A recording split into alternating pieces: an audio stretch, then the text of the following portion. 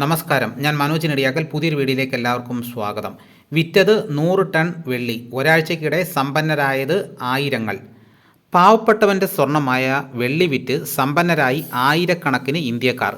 കഴിഞ്ഞ ഒരാഴ്ചയ്ക്കിടെ ആഭ്യന്തര വിപണിയിൽ ഏകദേശം 100 ടൺ പഴയ വെള്ളി വിറ്റതായാണ് കണക്ക്.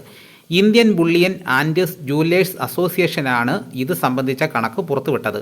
ബുധനാഴ്ച വെള്ളി വില സർവകാല റെക്കോർഡിലേക്ക് ഉയർന്നതോടെയാണ് പലരും പഴയ വെള്ളി വിറ്റ് വൻ തുക കീശയിലാക്കിയത്. 1 കിലോഗ്രാം വെള്ളിക്ക് 1,78,684 രൂപയായി ഉയർന്നിരുന്നു. സാധാരണ ഒരു മാസം 10 മുതൽ 15 വരെ ടൺ പഴയ വെള്ളി വിപണിയിലെത്തുന്നുണ്ടെന്നാണ് കണക്ക്. വില കുതിച്ചുയർന്നപ്പോൾ ലാഭമെടുക്കാനും വിവാഹ ചെലവുകൾക്കും അവധിക്കാല യാത്രയ്ക്കും പണം കണ്ടെത്താനുമാണ് പലരും വെള്ളി വൻതോതിൽ വിറ്റഴിച്ചതെന്ന് IBJA ദേശീയ സെക്രട്ടറി പറഞ്ഞു. വിൽപ്പന നടത്തിയതിൽ ഭൂരിഭാഗവും വെള്ളി ആഭരണങ്ങളും പാത്രങ്ങളുമാണ്.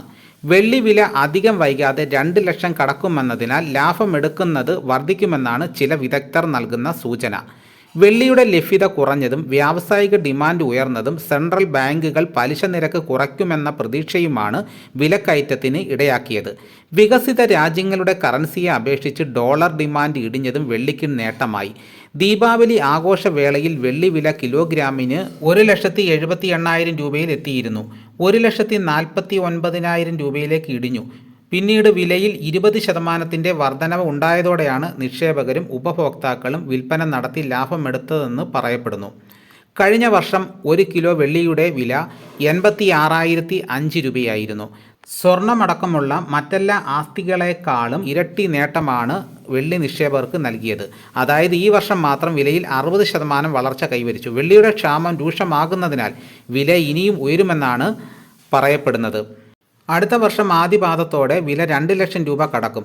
വർഷാവസാനത്തോടെ വില 2,40,000 രൂപ തൊടുമെന്ന് പറയപ്പെടുന്നു.